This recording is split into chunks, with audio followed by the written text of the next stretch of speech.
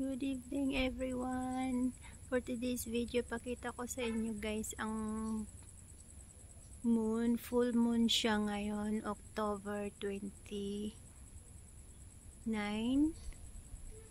So minsan lang mag full moon kasi ngayon dito is autumn festival. Zoom ko lang konti. Ayan. Ngayon kasi parang malapit lang siya kaya nagkumuha ako ng video. So full moon siya as in. Tapos ngayon is month of mooncake dito sa Singapore. So bali bukas is mooncake festival dito sa Singapore. Yan siya guys. So pag i-zoom siya, makikita mo siya na full moon talaga siya. Ayan. Maliwanag na maliwanag.